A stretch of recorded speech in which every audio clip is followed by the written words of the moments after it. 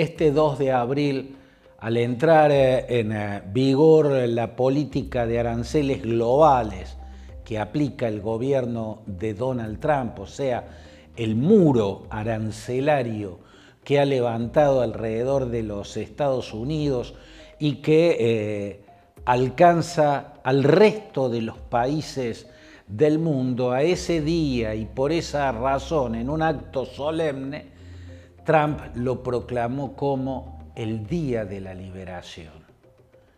Y la pregunta inmediata es, ¿qué entiende Trump por Día de la Liberación?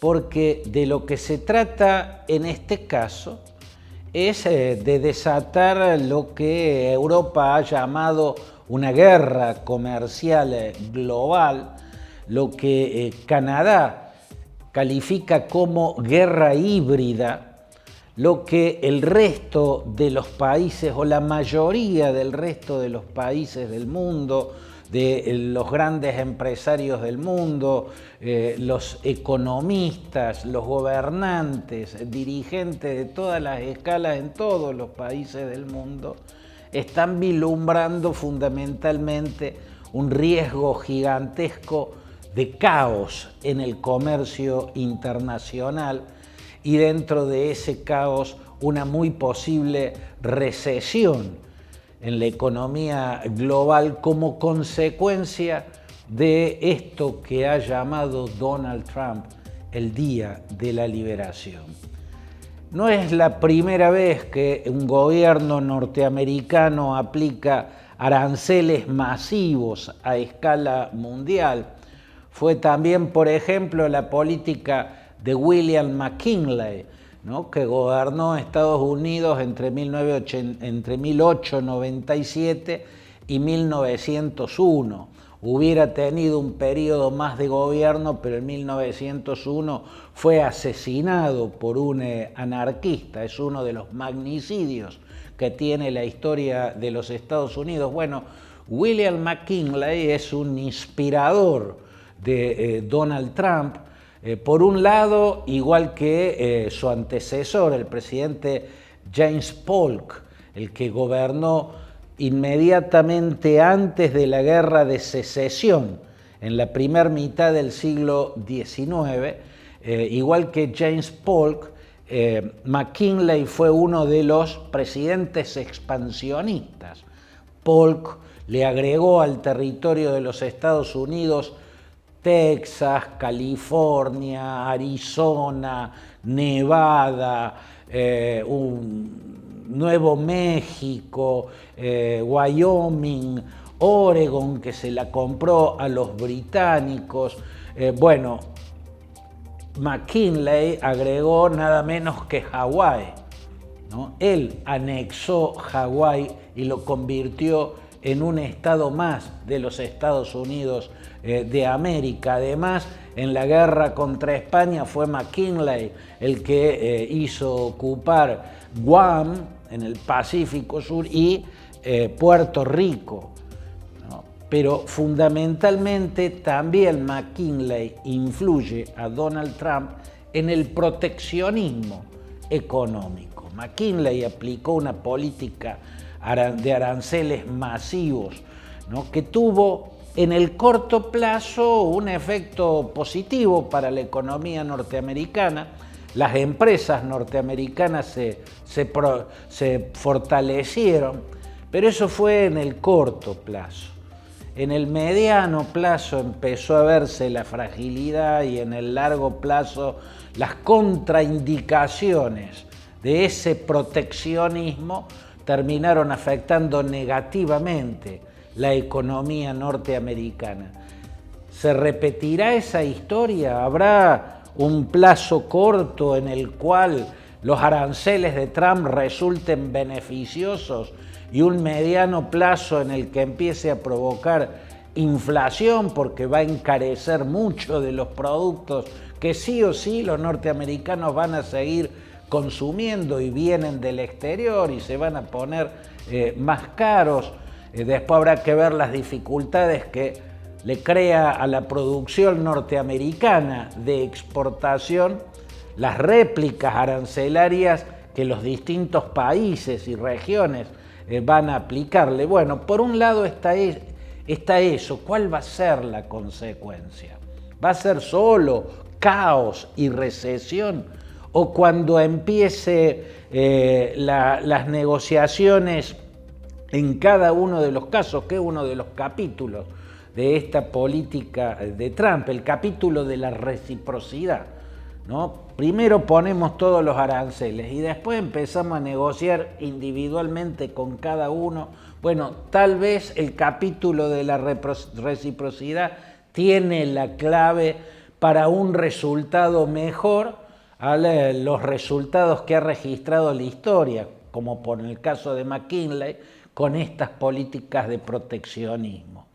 Pero vuelvo a la pregunta que para mí es fundamental, aunque esto impacta en la economía mundial, va a impactar en todos nosotros y en toda la gente de todos los rincones del planeta, lo que me parece también muy significativo y revelador es la forma en la que el presidente de los Estados Unidos usa el concepto Día de la Liberación.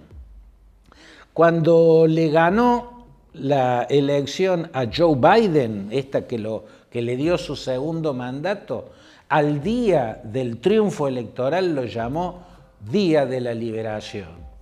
Llamó Día de la Liberación también al día en que asumió este segundo mandato. Y ahora proclama como Día de la Liberación a este 2 de abril, que es el día en el que pateó el tablero del libre comercio que existía desde mediados del siglo XX, pateó ese tablero e inauguró esta era de proteccionismo. Este también es el Día de la Liberación. ¿De la liberación de qué? Es la pregunta, porque Día de la Liberación es como la historia llamó al 8 de mayo de 1945, porque aquel 8 de mayo de 1945 terminó de desmoronarse la Wehrmacht, ¿no? El ejército, las fuerzas armadas de la Alemania nazi. El 8 de mayo capituló el Tercer Reich, el monstruoso sistema de exterminio, de anexiones, de ocupación, de expansionismo exterminador que puso en marcha Adolf Hitler desde una ideología profundamente racista, el supremacismo ario. El Día de la Liberación, el 8 de mayo de 1945, fue el día que se abrieron las puertas de los campos de concentración. El mundo pudo entrar y ver lo que fue el espacio del mal absoluto. El mal absoluto. Se abrieron las puertas ese día de Auschwitz, Bergen-Belsen, Buchenwald, Dachau, Treblinka. Los campos de concentración fueron la industrialización del asesinato, fueron la mayor expresión de la crueldad, el espacio donde se manifestó el lado más oscuro de la condición humana. Al final, a la finalización de todo ese horror, se lo llamó el Día de la Liberación. ¿Tiene equivalencia eso con patear el tablero del libre comercio mundial? Por más que va a tener consecuencias gigantescas esto, pero ¿cuál es la equivalencia? ¿Cuál es la correlación? Yo veo un uso superfluo, un uso banal del concepto Día de la Liberación. Cuando le ganó a Biden, ¿por qué? ¿La liberación de qué fue? Biden era un Stalin, era un líder comunista. El Estados Unidos de los demócratas era totalitario. Es absurdo. usar ese nombre.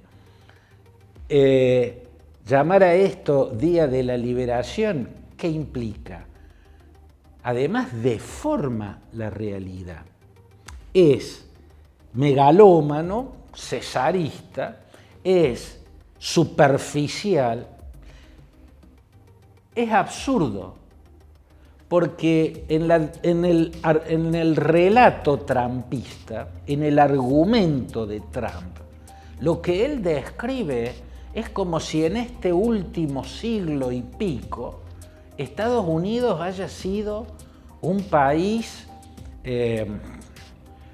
ocupado, un país explotado, un país sometido, un país expoliado. Por eso viene ahora el Día de la Liberación.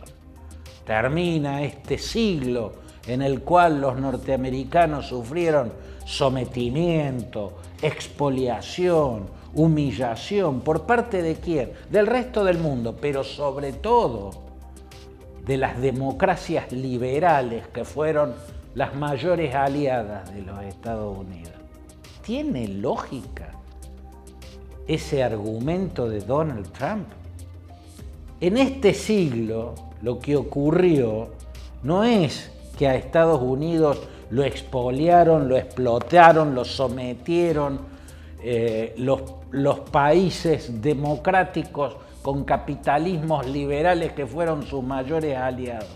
En este siglo, Estados Unidos se convirtió en la primer superpotencia del mundo.